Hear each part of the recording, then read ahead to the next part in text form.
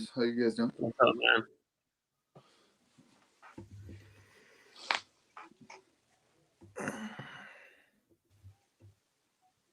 You'll hear the intro go off in a second.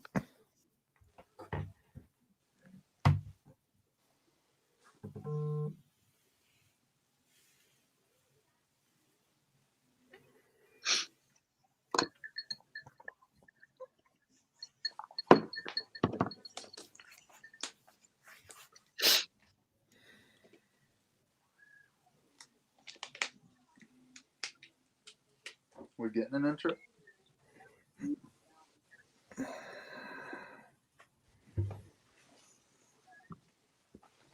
Dave, did it go?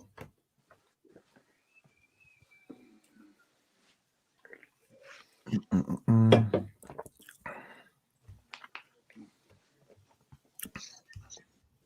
I didn't hear it. I didn't hear it start yet.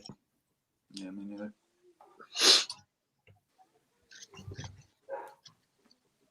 How you guys doing? What's up, man? All right, looks like we are live. The intro isn't playing this week, so sorry for the technical difficulties, ladies and gents. But you are here, you're watching, you're listening. However, you're looking at this, you're watching Knockouts and Three Counts, and we appreciate you. And we are joined by the man himself, getting ready to go to war this Saturday, Mr. Irish Robert McGee. How you doing, brother man? Good, man. Feeling sharp. Feeling ready. How you guys doing? Not doing too bad. Corey, how about yourself? Hanging in there, man. Hanging in there. Ready to get another week out of the books, man. It's been a long Tuesday, to be honest. Glad to get home and take the family for a walk. That was about the highlight of my day. I hear that, man. I was flinging the mail per usual over at the old post office and all that good stuff. But our guest tonight has a much more interesting weekend than you or I is about to have as you're getting ready to go fight March 20th. So before we get to this weekend's fight and all those good things, throw out all your social media, let everybody know where they can find you, all that good stuff. Okay, so Facebook, you can find me at Robert McGee, just the way it's spelled here up on the screen. ROBERTMAGEE. And then on Instagram, it's the Jeffco Rocky, all one word. JEFFCO Rocky. Tell me how the fuck you came up with that Instagram handle, because when I was doing my research to make sure I followed you and had everything all together, I'm looking like, what the hell? Where does the Instagram handle come from? Yep, so I live in Jefferson County, and that's just a county I live in. I thought it was funny. I actually saw a guy fighting on TV that he was like, wherever he was from, the something Rocky, and I thought it was dumb as hell, but I kind of liked it. And like everybody, like in the St. Louis area, really kind of Jefferson County kind of gets like a bad rap. So I just took it and ran with it. Everybody in Jefferson County loves it. I don't know about like people not from Jefferson County what they think, but I mean I'm rocking with it. I like it. I like it. I haven't asked anybody or anything like that when it comes to like repping my city in that regard, but I'm from Detroit, and that's Fight Fan from the 313. That's where that comes from as well. So it's the same type of deal. What up, though, John? I see you in there in the comments and all that good stuff. The homie John's checking us out tonight. Well, like I said, enough about us. Let's get back to you. So now we know where you came up with your Instagram handle that's got everybody watching your Instagrams and all that good shit. If you're not following the man, he just told you how and where and why and when he came up with his Instagram handle, so make sure you're following him. But let's get to what we were talking about before we went on the air. Okay. Shout out to Roman Isabel, who, hey, you got your first dub, homie, because of yours truly on Warzone, but I digress. But he's the one that helped us put together this interview. So first of all, shout out to you, and hopefully there will be a lot more to come from the camp of one Roman Isabel. But so that's how we got together with this. But you're in Missouri. If I'm not mistaken, Roman is in Vegas. So how the fuck did that happen? Yeah, he's in Vegas. yeah, like I said, so I had my pro debut here in Sedalia, Missouri, and he had one of his guys fighting MMA on the same card. It was like pro MMA, pro boxing, right? And I was actually talking to this guy, and we were talking whatever before the fight, and then I watched him fight. He stopped the guy in the first round, and then they all watched me box afterwards. And we came up. He talked, asked if I had any representation. I told him no. They were at the same hotel. We sat down that night and talked. And after that, for a little bit, me and my coach discussed it, and we thought it was a good deal. So we went up and signed with him. So he manages me now, and it's been good. Hey, man, that's what's up. Because I met Roman because of a buddy of mine from back down here in Michigan, Mr. Justin Janes, who also happens to either be teamed up with Roman to some degree or friends with Roman, or I don't know the full relationship. But anyway, I know him through Justin. And the reason why I brought up the Warzone crack was because I was invited by Justin to play in a Call of Duty Warzone tournament in which our boy Jesse was with me, Corey, and Roman, and I think it was one of the coaches over there at Extreme Couture were dead as we got the dub and put them out the tournament. So it was all good. But oh yeah, we put him out. We went all the way to the finals pretty easy, and then we got beat in the final. So I'm still kind of salty about that and waiting for my motherfucking rematch, Justin. But you don't want the smoke because we took you out too the first time. But like I said, I was a little curious to how you and Roman were hooked up because of obviously the difference in the difference in states and stuff, but that now makes sense. So as I was reading, it says the guy that you're fighting is a 20-10 MMA fighter that's making his boxing debut. Yes, sir. So yeah, how the hell does this matchup come to be? Roman, yeah. So I mean, we needed an opponent. We were needing an opponent, and he came up with this guy. I mean, he's from California again, so I mean, I'm all the way out in Missouri. And where's the fight taking place? Arnold. So I mean, that's in Jefferson County too. So I mean, it's right in my hometown. Okay. And yeah, so that's just south of St. Louis, about 20 minutes. Yeah. So they're bringing him into the Lion's Den to come face you because, as I can see from our promo, you had quite a few supporters that were, sharing and talking about checking out this episode. And if any of you guys are live, feel free to let us know in the comments and all that good stuff. But yeah, man, tell me a little bit about that. Are you excited about fighting in your hometown with the whole COVID thing? And are they going to have fans there or? Yeah, so we'll have fans. So that's the thing. Yeah, St. Louis County and St. Louis City is pretty restricted, but all on the outside, it's weird how it works. I mean, all on the outside, like Jefferson County, St. Charles County, two neighboring counties, I mean, it's pretty much full go. Like, you can do whatever you want. So, I mean, we'll have fans there. And last time we had one in November, in the middle of COVID, and we sold it out. So I'm stoked. Yeah, just to get back in front of a crowd and be, in the hometown in front of all my family, friends. So what do you? Patrick's weekend, so I mean, it couldn't be better for a guy like you with the Irish Robert McGee name. I gotta ask, since you've got the Irish name, are you a fan of Irish Mickey Ward? I'm a fan of Irish Mickey Ward or Torrey Gatti. I like that. Yeah, I'm a big fan of them, but I mean, I've watched those are some wars. Yeah. Yeah, like I say, man, I it's like him. He's my bad. Yeah. You're good. Yeah, I like. Okay, him. cool. There was a little bit of a lag. I'm like, I wasn't trying to cut you off. My bad.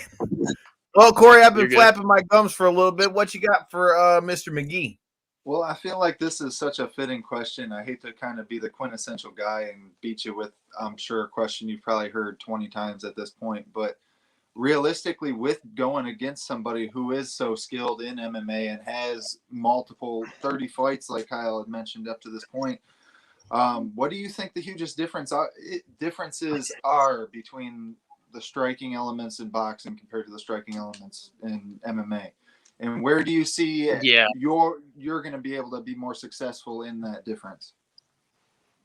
I just think like it's always tough fighting an MMA guy.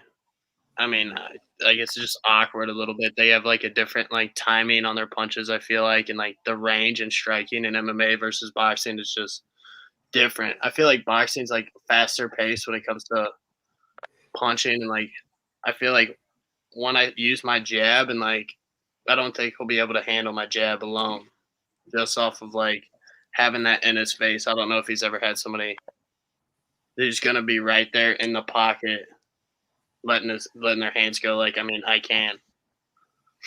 It's definitely different though fighting an MMA guy. It's always awkward at first, but so you can see how, like you were saying, even with just something as simple as the jab, because I'm actually a huge MMA. That's kind of my forte, I guess you could say, on the podcast.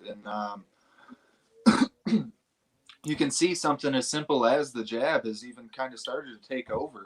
I mean, you would think it's kind of the simple punch, quintessential, you know, everybody learned it as their first strike, essentially. But it's just you're really starting to see it even take hold in like championship matches and stuff like that. So I completely agree with you on your point. Like something as simple as the jab could really throw off somebody who is used to that MMA timing, like you were saying. Yeah. Yeah, I mean, yeah, I feel like in MMA, like when the best boxer I've seen in MMA would be Cody Garbrandt.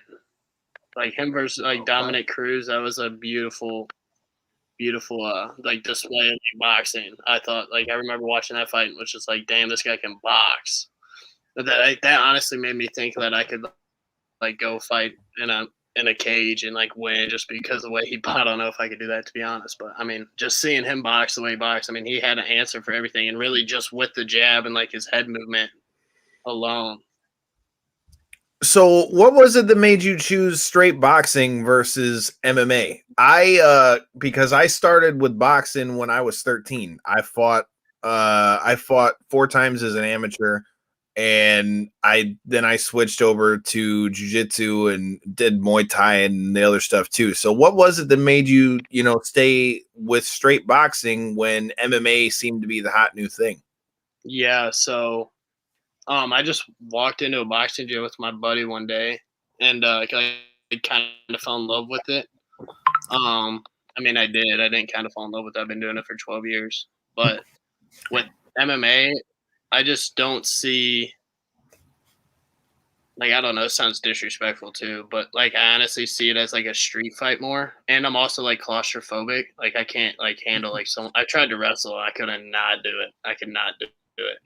But I just love like the skills like in boxing. Like people say, like some people say MMA is more technical, which I don't think at all, because I mean all you have is your hands in boxing. And, like if you're getting beat up, like you can't take somebody down, you can't choke them out, you can't kick them. Like you just got to stand up. You're gonna fight or like get knocked out or stopped. And it's when it's done right, when it's done correctly and it looks good, I mean, I think there's nothing more beautiful than that. It's hard to Same argue with MMA, it's art too. But it is hard to argue with that point. That is a very good point because, like you say, in MMA, it's so much easier to be able to reverse the tide of the way that the fight's kind of playing out, I guess you could say. Whether it be in your favor or not, you can really exploit your strengths and stuff like that over people's weaknesses and stuff like that. When it comes to boxing, though, like you say, you literally have the two weapons. It's up to you in which way you implement them. Of course, you have footwork and stuff like that, angles and stuff to be able to push off of. But it really does come down to who's able to outclass somebody with not necessarily limited options, because I feel that's not the right word. It's just more so at a technical point of using two two abilities to strike, I guess you could say. Mm-hmm. Well, I mean, the best way I can put it is like this. Like I said, I started with boxing, and then I went to the other side. I mean, the biggest thing you'll notice different, Corey. It's like you were talking about it the other day. You asked how come so many guys in MMA, when they're in tight, you don't see a guy, with their hand right against their chin. They got their hand is down here a little bit, which is why dudes are getting caught. Mm-hmm. And it's like I tried to explain. When you come from a straight boxing background, I mean, it depends on your coach, though. But at least for me, from the time I started, you're taught to keep your hands like this. You got your hand on your chin, you got, or if you're going to use your shoulder, however you're going to, do your guard. I always was taught to punch like that. And I even did that even once I started, doing Muay Thai. Now my feet, you'll see, sometimes I see people like this, like shot comes straight through the middle. Yeah. I'm like, wait, you got your hands up, but.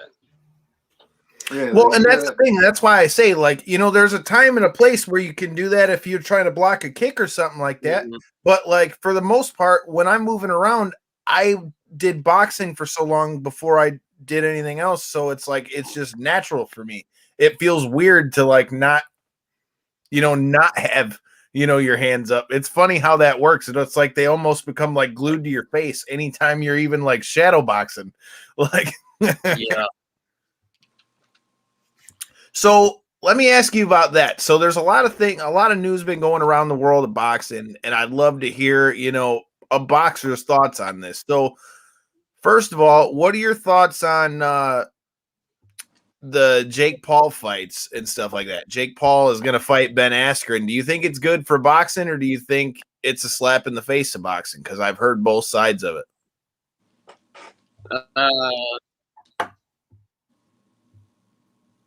I mean, it could. I mean, I guess it's good for boxing.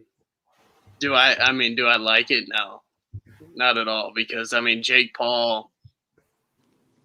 I don't care. I don't care who trains him. Like,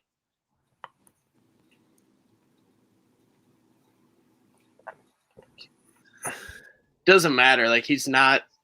But he's promoting him himself. Like, I mean, I can't knock him for that. He's making money. But like for him to he's calling out Canelo. To be able to win the local Golden Gloves in the novice division, like I don't think really, or if he went to a national tournament, he'd get destroyed. I can't even argue that.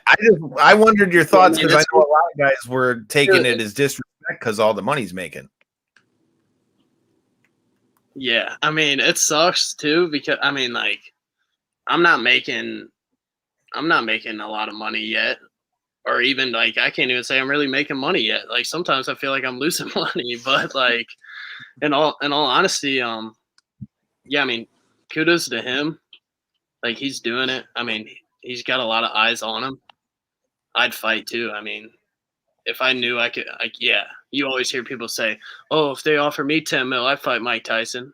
I'm like, you might die though. Like you could die. Like people don't think about it.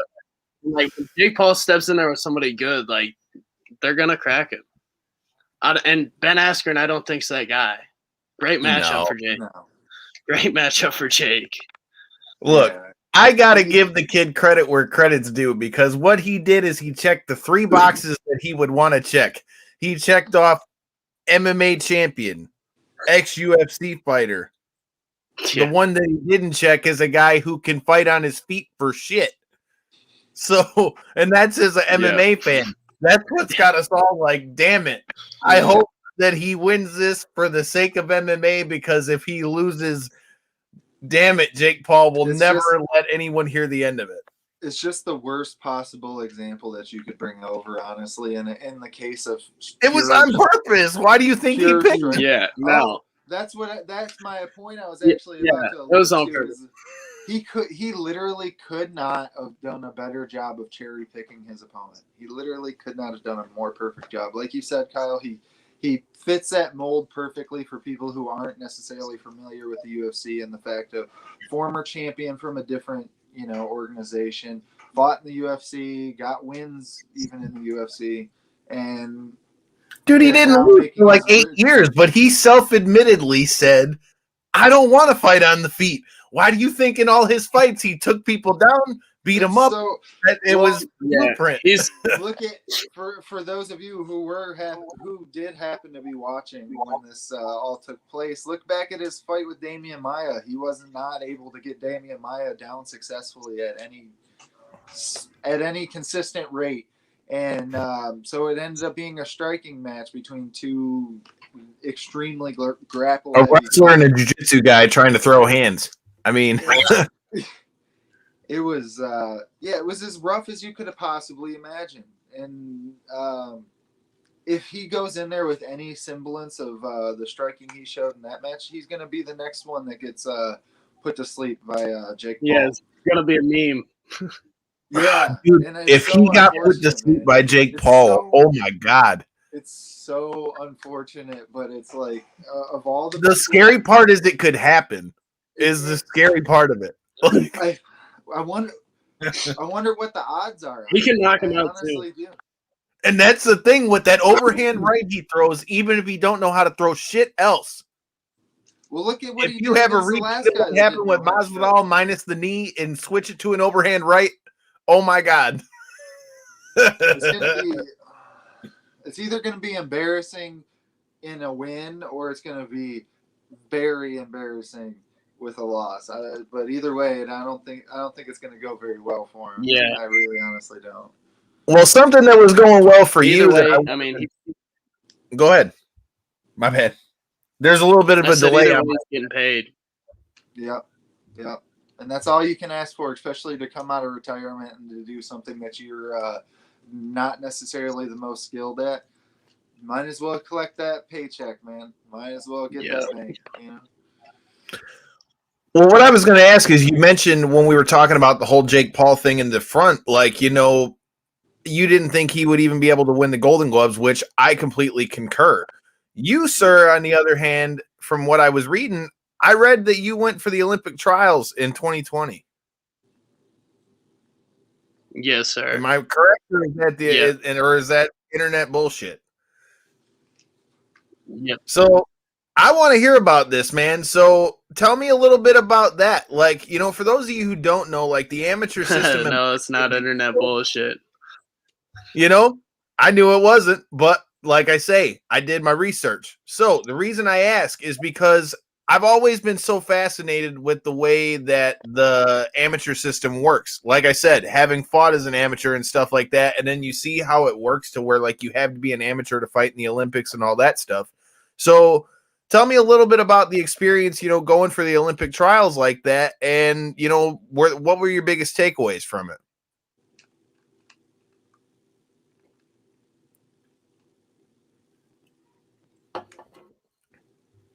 Uh-oh. Hard lag.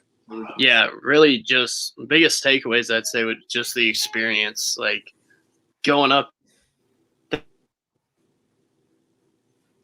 Oops.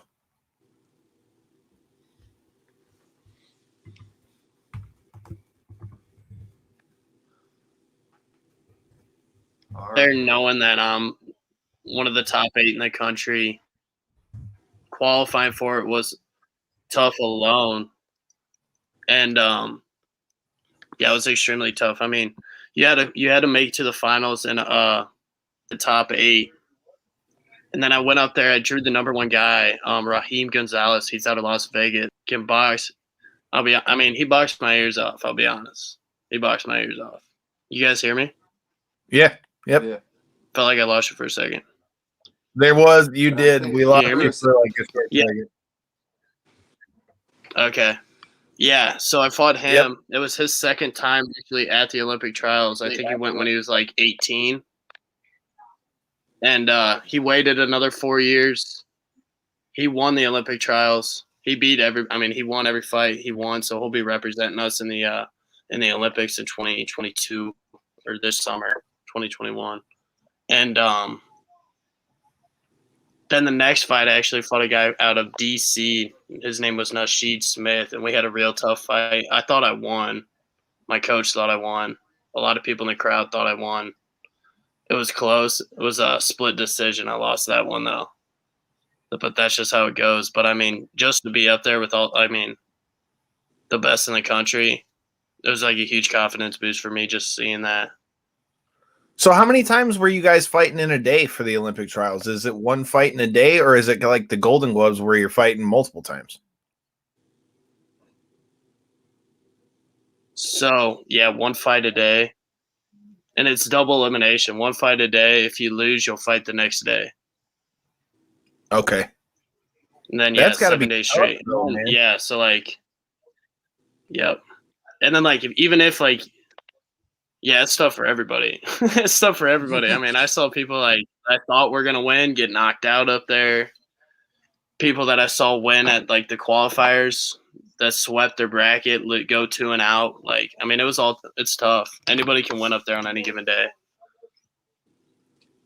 That's insane, but I mean, that puts you right in the dogfight. You already know that you can handle, top flight competition as you start to embark now as a pro. Go ahead. Real quick, what was that like trying to make that 1 day turnaround after self-admittingly kind of getting your quote? Yeah, no, getting beat like that. You got your ears boxed off. You know what I'm saying? Yeah, man, that was tough. And then like everybody back home knew. Like everybody back home knew that was tough. Really, like going into it, and then like he was the number 1 seed. Then I'm like, damn, like I'm gonna have to fight him again. Like if I win, I keep winning, I'm gonna have to fight him again. Like that was tough, and like I do want to fight him again down the road. And I think like in a 3-round fight, like that's not where you shine. Yeah, I think like I started like not saying. You feel like you're a slow starter? I am a slow starter for sure. Yeah, most definitely. You see that a lot. I felt like you saw a lot of that with that Roy. You mentioned the whole Mike Tyson thing. I feel like you saw a lot of that with Roy Jones in that fight. Because if you notice, by the end of not that I thought that it was going to make a whole lot of difference because Mike was throwing the whole time anyway. But if you watch that fight, it seemed like the later it got in the fight because there were shorter rounds and they only had, 5 or 6 rounds. And so by the end of it, it seemed like Roy Jones started to kind of get his timing because the shorter rounds and less rounds screwed it up. So I could imagine if you're a slow starter that a 3-round clip has got to speed things up. Yep. Yeah, and I'm fast, but I'm not the most like I gotta wait to like set you up. Like I gotta I gotta work to like time it all out. Like I'm not the fastest, like just like I'm not even I'm not a fast sprinter. I mean, you got these people that are just come in, throw 18 punches, and they're gone.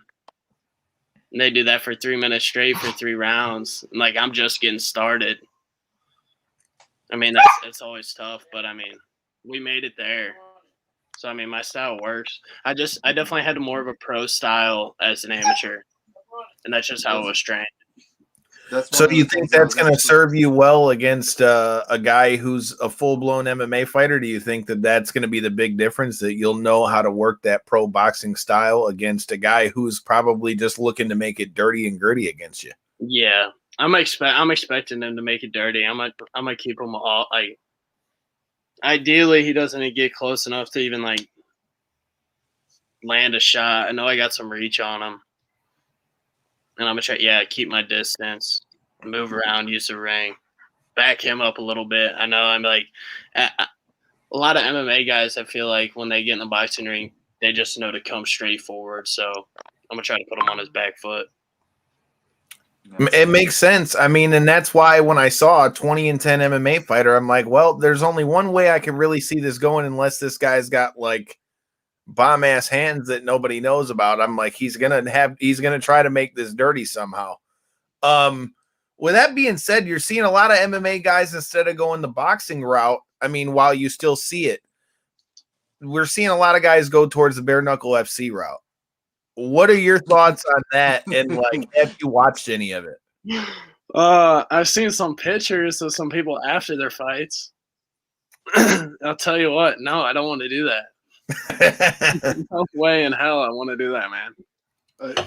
I love the brutal honesty, right? I had to ask because we just so happen to have the guy that's getting ready to fight for the heavyweight title on the show. So, I mean, we've had a couple guys and girls from Bare Knuckle FC on the show. So, I had to get your thoughts being a pure boxer because it seems like even in that sense, pure boxers are the ones that are doing the best in Bare Knuckle FC, except for if they get tied up in a clinch, because in Bare Knuckle FC, you can hold on to them for a little bit. So, you know, a little bit of the dirty boxing is cracking people. But how much of it have you seen, and what are your thoughts, man? I know you said you don't want to do it, but do you enjoy watching it?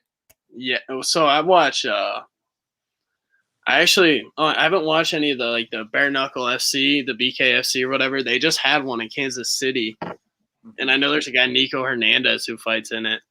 Okay. In the city, and he was a bronze medalist in the 2016 Olympics, but he's fighting in it. And I mean, they got to be paying, because I don't know why somebody like him with like his boxing skills would be fighting in it. So they got to be paying well. Well, you've seen it from guys in the UFC too. It's crazy. Yeah. I mean, if they came up to me and asked me to fight down the road, possibly, but hopefully I'm never in a situation where I have to do that. But I do. Man, I think Roman had put the veto. He's got to protect the money makers, man. You gonna bust them boys up. I watch sometimes on YouTube these like Russians in like a parking garage with like hay bales, and it's bare knuckle fighting, and that's crazy. Yeah. Corey, you know what he's talking about? I do, unfortunately. Unfortunately, I do. I dwell maybe some of the holes of the internet that the same as you. And yeah, I've seen the Russian guys with the hay barrels. It's an and there's somebody's girlfriend and like an infant. They're holding them in the background. You got a coach like pouring water on their head in between rounds there in blue. Oh man, it's bad. Yeah. Oh shit. It is. It's like, dude. So Corey, is it worse than Bare Knuckle Kingdom? Yeah, because Bare Knuckle Kingdom was at least a promotion. These guys, it's very similar to somebody we may have had some recent contact with in Street Beefs. It's similar to them, but in a Russian, more very Russian style. If you know, this is the best. Hey, at least Street Beefs has got a cage. Yeah, Street Beefs is at least trying, man. Sometimes. Hey, they actually put some good guys out of there. Have you ever checked out Street Beefs? Yeah, I was actually at a knockoff Street Beefs the other night. No way. Really? Yeah, well, tell us about that. So yeah, we my coach met these guys that were fighting on this pro show. They're boxing, and he met them, and they were from the same town I live in. And I'm like, I never heard of these guys. So we got done sparring. He's like, yeah, man, they're having fights today. So we went and pulled up, and sure as shit, there's 30 people out there. They got stakes in the ground, 2 ropes. They got like a 13 by 13 foot ring, and they're just beating the shit out of each other. They got a belt and everything. Was it one of the actual Street Beef affiliates, or do you remember? Yeah, I don't know if it was. I think the guy's trying to make it like Street Beefs. Okay. So he might be. Do you remember what the name of the promotion? If you're a fan of Street Beefs, you definitely need to stay tuned, because you might like what you might be seeing come real soon. But dude, I had to ask because, man, I've been checking out the videos where they like take them to like. I saw some of Anthony Pettis' guys. I saw some of the guys from Bellator watching the fights, and they're kind of like, giving their thoughts on the fights. But man, it's crazy. Like, I feel like when we were, I say that, but when we were kids, man, Corey, you remember we used to fight up at the hill. But you remember exactly what happened and how quickly. That was the best ever. This kid got caught with like a chicken wing where his arm was stuck behind his back and got picked up and slammed in it, and he broke his ribs, and the cop showed up and he couldn't even run because the poor guy is like bleeding out his mouth, man. It was and we were gone. We were gone, dude. We weren't waiting for round 2. So our street beef streams were dashed, but it made for good stories. Speaking of good stories, as mentioned, we also cover the pro wrestling end of things. So, were you ever a fan of wrestling? Did you watch it at all? If so, it is 316 day. Did you ever watch old Stone Cold? Oh, Stone Cold. See, I don't know if I even really – I remember Stone Cold, but I was like more of a Shawn Michaels kind of guy. Okay. Too young for Stone Cold. But I do like him in his movie. I think he's not a bad actor. Not a bad actor. So it's so funny that you say that you're an HBK guy because HBK is the one that Austin took the belt from to start the whole thing. So it was insane. That was back in like 98. But that is not a bad pick, sir, because HBK is widely considered one of the best to ever do it as well. And let me tell you, you talk about him seeming to be a good actor and stuff. The crazy thing is, I mean, I never expected the guy to be like, I didn't expect him to be a little guy, but I mean, shit, he's in his 50s and the man still is jacked. I'm like, damn, I need to be looking like that when I get that age. Like, for real, I'm just throwing that out there because if I can look half like that at that age and not like some old slob, we'll be looking good. What's his one thing they used to go ahead? Go ahead. I was gonna say, what's his Skull Ranch or whatever? What's his show? Broken Skull Ranch. Yeah, he had his own show where he had like the full blown obstacle course, and like I listened to his podcast a ton, and like he talked about it. He's like, dude, I'm not going on TV looking like a fat piece of shit. He was like. So every time he would have any TV show, like now he's got that straight up Steve Austin that comes on after Raw and stuff. Like he was real big on like, I'm not going back on TV if I'm not in good shape. So yeah, man, it's crazy. You would think the guy's ready to get back in the ring, although most of us like it. I don't see that ever happening. Although he can lay claim to stunning the president. So, all right, let's talk a little bit more about the fight before we let you get out of here. You know, you're going to war this Saturday, March 20th. Is it going to be streaming anywhere? No, it won't be streamed, but I'll definitely I'll probably make an IGTV on my Instagram. Okay. Like a clip after the fight. Yeah. How many rounds are you scheduled for in this one? 4 rounds. So this will be my 3rd fight. I'm going 4 rounds. May 1st, I'll also fight in St. Charles, Missouri. That'll be my last 4-round fight. Then we're going to move it up to 6. So at 4 rounds, you know, you said you felt like 3 rounds was a little bit constricting. Do you feel like by the 4th round, you're kind of cracked loose? Because it's not a whole lot more time, man. I know 3 minutes seems like a long time, but it goes by like that in a fight. Yeah. Yeah, so my first fight, I went all 4 rounds, won a unanimous decision. My second fight, I got him out of there in the 2nd round. Really, I'm looking forward to moving up to 6. I'm really looking forward to moving up to 6. Well, especially once an extra round isn't much. Especially as the level of competition and stuff kind of continues to rise and stuff too. You'll be able to kind of, like you said, or had it kind of alluded to there, that you kind of start to gain hold, I guess, in those later rounds. And with that 5th and 6th round, that'll be a big difference. It really will. Yeah. Yeah. So for you right now, man, as you're, making your way up the ranks in boxing, for your money, who's your favorite boxer to watch? Who's your favorite fighter to watch right now? And who do you think is the best boxer right now? Pound for pound. Yeah, so best pound for pound, I would say right now would be either Terrence Crawford or Canelo Alvarez. Just like Terrence Crawford, his skill level, I mean, he's special for sure. And then Canelo, I mean, he's beat everybody. Yeah. But my favorite to watch, oddly enough, is Billy Joe Saunders. I really like watching him and like Tyson Fury. I don't know why I like them so much. I mean, Billy's movement and like just the guy, like who he is, like like listening to him talk smack. He's funny. I like it. So it sounds like we're on about the same page because for my money, man, Canelo's got to be the best in boxing right now for the exact reasons that you named. Short of him getting another fight with Floyd Mayweather, which we know isn't going to happen. No. I mean, that's really the only fight left that I would want to see him fight again, really, other than doing what he wants to do and trying to unify the titles. Because, go ahead.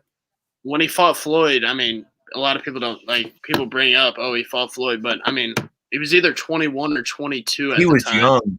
Yeah, so babyface Canelo. Went 12 rounds with the GOAT.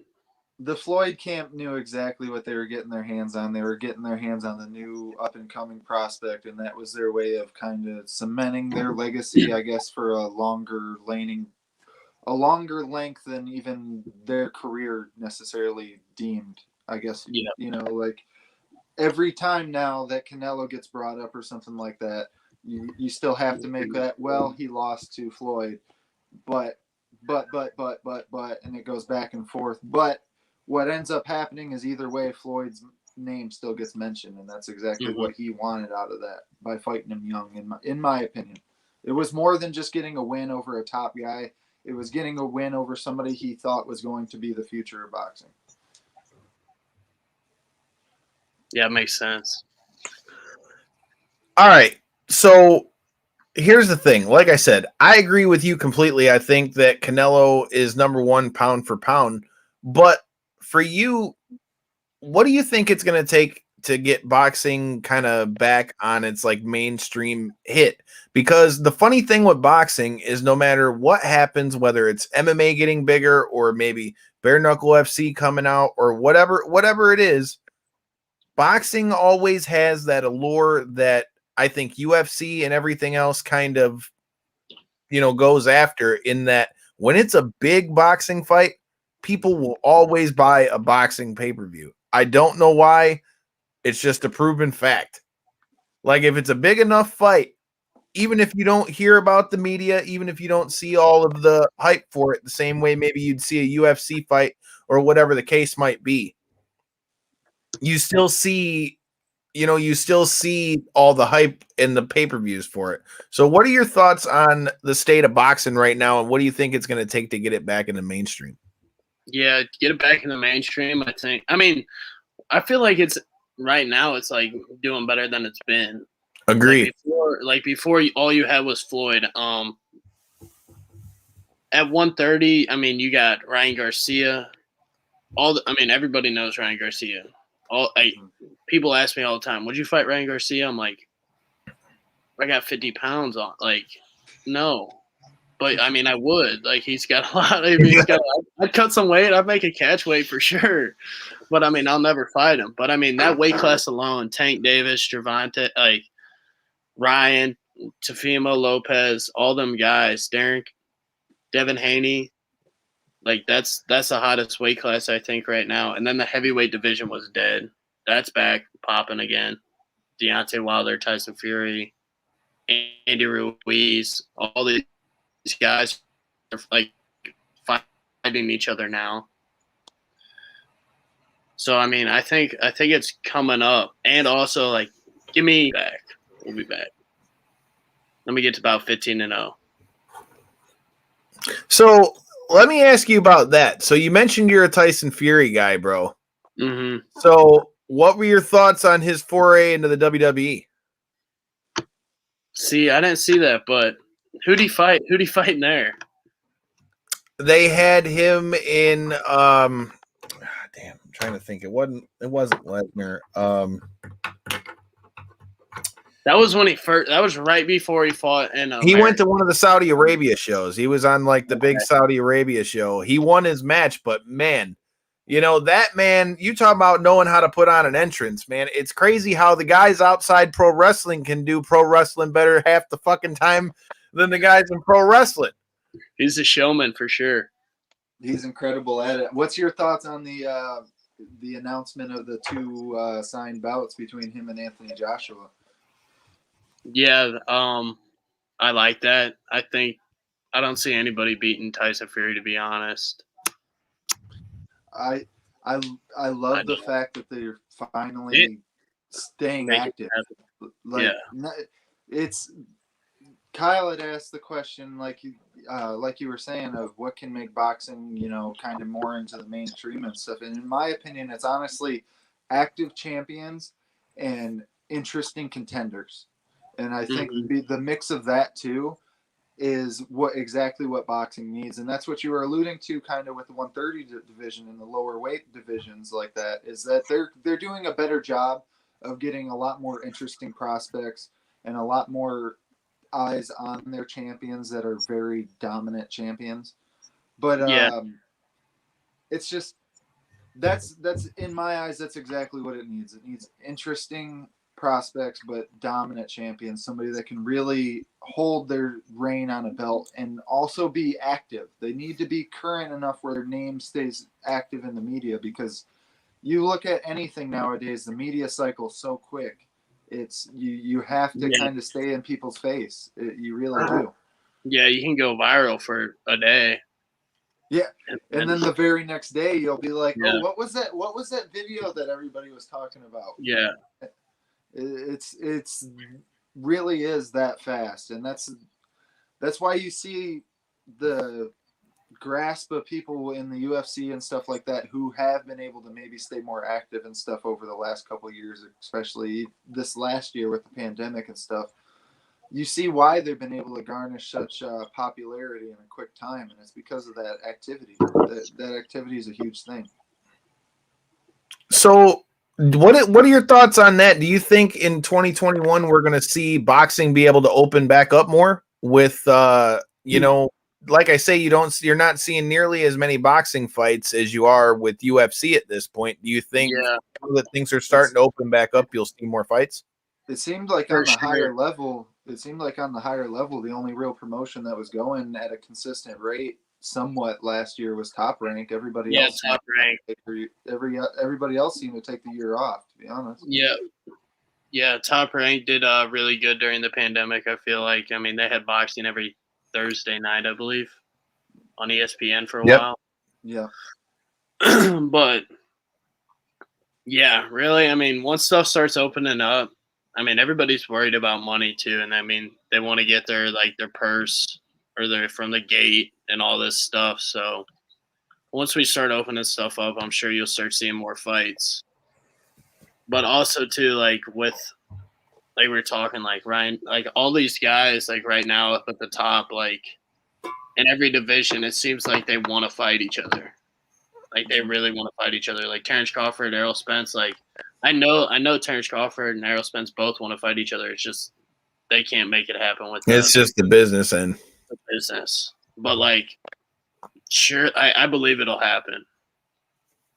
That fight's got to happen, man, because the way them two are chirping and the fact that they're legitimately two of the best out right now. I mean, that's the thing. That's one thing I think that's plagued boxing as opposed to MMA, in that in a lot of cases you would see champions who would pick and choose who they were going to, you know what I mean? Pick and choose who they were going to pick and choose who they're going to fight. Guys would pad their records, and then you would see them get to that one tough guy, or maybe the guy that was supposed to be like, the tough test, and then they lose.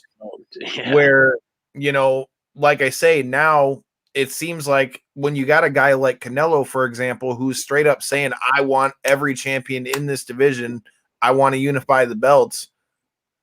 Like, that's what boxing needs. That's the kind of champion they need. And a guy like Tyson Fury, like you mentioned, I did go back and look at it. Kyle, I see you watching with us.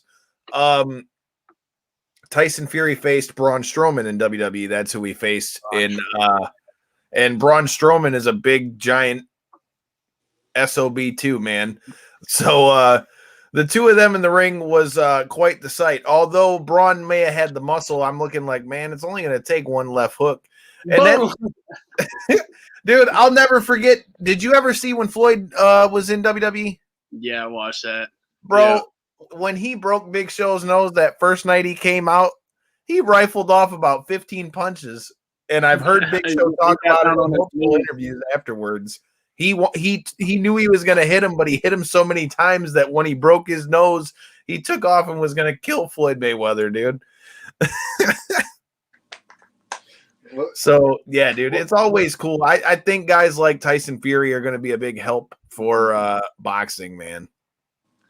What was your guys' thoughts? Your immediate reaction to when you seen Tyson Fury suffer that knockdown in the Wilder fight?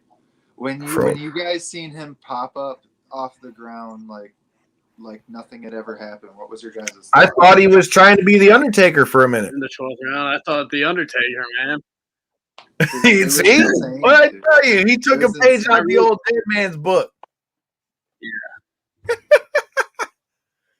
No, but I was hoping. I don't know if I knew he was going to get up or if I was just saying he was going to get up, but he got up. It was crazy the way it happened, too. Like, you don't ever see it like that. It's always like the slow stagger, but he just like, it was like they put the paddles on his chest, like. Yeah, he got right up. It was like he flipped it. It was like the thought crossed his mind. It was like he woke up in time. He saw himself. Huh? He saw his soul start to leave his body like, oh shit, I ain't done yet. And came back in. Whatever happened, man, he flipped that switch because he really did. He went from a guy that was no longer with us to somebody that was completely not only back and content, but in pretty much everybody's opinion that I've talked to about it, won the rest of the round after that. And I mean, you could almost argue he took Deontay Wilder's fight away, man, because look at this, man. Now him and his trainer split and all this other shit that's happened after the fight and all that, man. It's crazy. Maybe it was all up from the sit-up, man. It was all in the sit-up. Yeah, what's your thought on all the excuses that that Wilder was throwing out? I don't know. I mean, an excuse is an excuse. Like my coach always told me, like, I mean, if you lose, like, it's on you. Like, no one wants to hear that shit. Like, but what about the 40-pound costume, dude? The 40-pound, like, why you walk? He looked like the what's the guy? Samurai, the samurai from the Teenage Mutant Ninja Turtles. What's his name? That's what his costume looked like. Why would you wear that? It does too. I can picture it in my head. Oh my god, dude! Yeah, it's not Thrasher. It's something like that. Why can't I think of it? That's hilarious. Whether it was a Slasher, maybe. Yeah, it's something. It's something along that ilk. I feel like an idiot. I can't figure it out. And if any of you guys watching know who it is, Kyle, I know you know comics and all that good stuff. You need to help us out. But we're getting towards the end of our time here, man. So I just want one more time to give you the chance to throw out your social media and any last words for your opponent or why anybody needs to check you out when you come to town to throw those hands. Yes, sir. So, I mean, if you come to town, you definitely want to check me out. I mean, I'm trying to bring back, like, old school boxing, really just, like, the art of everything. Nothing, like, really just about my business, going to work for however many rounds I'm fighting, not dropping my hands, like, really trying to punish some people and be a gentleman about it and really, like, represent the sport well. But my Facebook is Robert McGee, RobertMagee. Instagram is the Jeffco Rocky.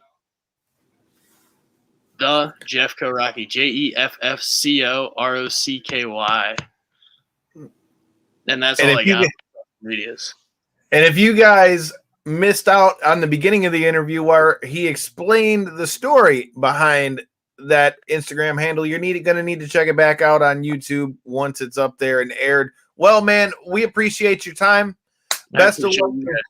You know, like I say, I can't wait to see what's next from you. Best of luck this Saturday. And before I go, let's not forget to give a shout out to, we mentioned Floyd Mayweather Promotions own Ken Bank on It Robles, who took a short notice fighting this Friday as well. So, like I said, best of luck to both of you gentlemen. Hopefully, we'll be able to come back here reporting W's for the both of you. Well, Corey, another one in the books, brother man. And for any of you that didn't catch it, we are also going to be live this Thursday with Austin Bashy before his fight for XFC March 27th on NBC. And until next time, and in the in-between time, peace. Thank you, guys. Hey, appreciate it, man. Coming on, man. We live still? Yeah. Nah, Dave, we're good. It'll cut in a second. All right. Yeah, I appreciate it, guys. You guys have a good No. weekend. You as well, brother. Yeah. I'll Have a talk good to night, you man. soon for sure. Yes, Thank sir. you. Anytime. Later. Later.